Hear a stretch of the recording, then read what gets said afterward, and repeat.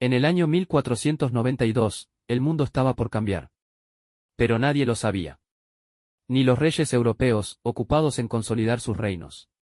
Ni Cristóbal Colón, un navegante obsesionado con llegar a Asia por el oeste. Ni los pueblos originarios de América, que vivían en sus tierras desde hacía milenios, sin imaginar que el destino del continente entero estaba por girar en una sola carabela. Pero para entender ese momento, hay que retroceder. A Europa.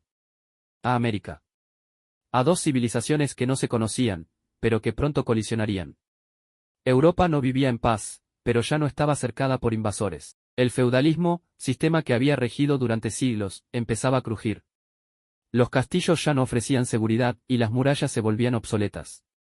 Desde las afueras de esos castillos, los burgos, nacía una nueva clase social, la burguesía. Comerciantes, artesanos, prestamistas, navegantes.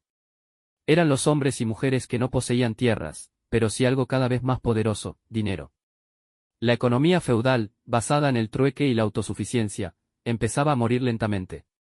La moneda volvía a circular y con ella, el trabajo asalariado, el comercio de larga distancia y los bancos. Los reyes, que durante siglos habían dependido de los señores feudales, vieron en la burguesía una oportunidad. Si querían construir estados fuertes y centralizados, necesitaban oro, ejércitos y recaudar impuestos. Los burgueses les ofrecieron todo eso. A cambio, obtuvieron algo más que privilegios, poder político creciente. En esa alianza se sembró el germen del capitalismo moderno, que reemplazaría el viejo orden. Uno de esos hombres de frontera fue Cristóbal Colón. No era noble, ni rico. Pero era audaz, persistente, y profundamente creyente. Colón no buscaba un nuevo mundo. Buscaba llegar a las Indias Orientales navegando hacia el oeste, convencido de que el mundo era pequeño. Su obsesión no era solo comercial, estaba convencido de que Dios lo había elegido para unir al mundo cristiano, conquistar Jerusalén y cumplir profecías bíblicas. Llegó a escribir el Libro de las Profecías, donde afirmaba que el mundo acabaría en 1657, y que él, guiado por la providencia, debía anticipar el fin con su misión. Los reyes católicos, Isabel de Castilla y Fernando de Aragón, terminaron financiando su viaje. No por compartir sus visiones místicas, sino por razones prácticas. La guerra contra los musulmanes había vaciado las arcas reales, y necesitaban nuevas rutas comerciales. Así nació el viaje. Pero mientras Europa preparaba sus velas, América vivía su propia historia. En América no había un único pueblo, ni un único idioma, ni una única religión. Había más de 2000 culturas vivas, extendidas desde Alaska hasta la Patagonia. Muchas eran nómadas, pero otras habían construido grandes civilizaciones urbanas. En las selvas de Yucatán, los mayas habían alcanzado un esplendor asombroso siglos antes. Entre los años 300 y 900 después de Cristo construyeron ciudades-estado como Tikal, Copán y Uxmal. Dominaban las matemáticas, la arquitectura y la astronomía. Usaban el cero, cosa que en Europa recién empezaba a difundirse. Tenían 3 calendarios sincronizados. Registraban eclipses y ciclos planetarios con precisión. Construían observatorios como el de Chichén Itzá, con cúpulas alineadas al movimiento solar. La escritura maya era logográfica y fonética, tallada en piedra y escrita en códices.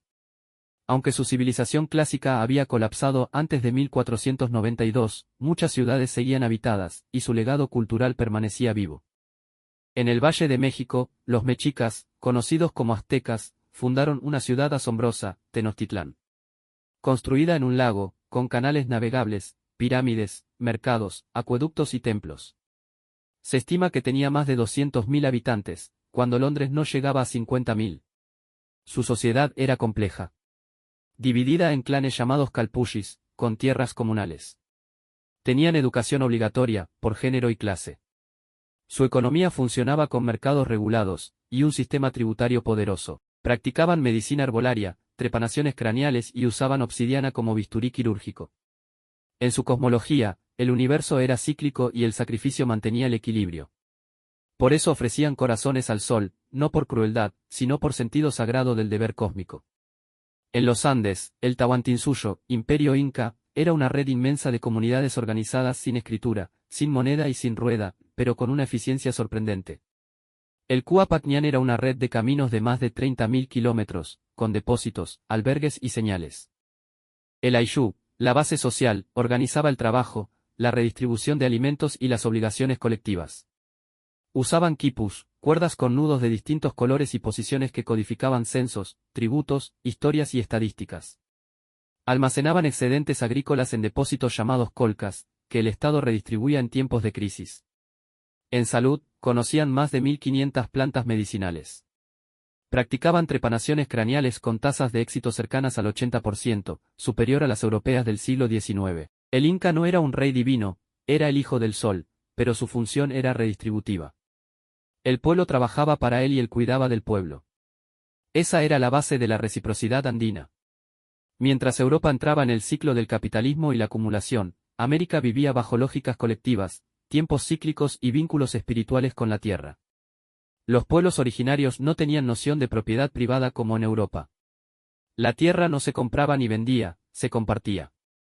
La autoridad no era impuesta por armas o dinero, sino por prestigio, sabiduría y servicio a la comunidad. Las lenguas americanas estaban cargadas de matices para lo colectivo, lo espiritual y lo relacional. Y muchas prácticas sociales, como la adopción comunal, la tolerancia sexual o los roles fluidos, chocaban con las normas cristianas que pronto llegarían. 1492 no fue el inicio de la historia americana. Fue el comienzo del fin de muchas de sus formas de vida y el nacimiento de otras, forzadas y mezcladas. Colón no descubrió América. América descubrió a Europa. Y ese choque de mundos aún nos define. Pero antes de hablar de conquista y colonización, es justo y necesario escuchar la voz de los pueblos que ya estaban aquí. Pueblos con memoria, con ciencia, con orden y con alma. Este fue el primer episodio de nuestra serie sobre historia argentina. Un recorrido desde mucho antes de que existiera el nombre Argentina. Desde cuando este continente era un mundo en sí mismo. En el próximo capítulo. El primer contacto. La llegada de los europeos. El impacto, el asombro, la resistencia. Suscríbete si querés conocer la historia completa, contada desde sus raíces.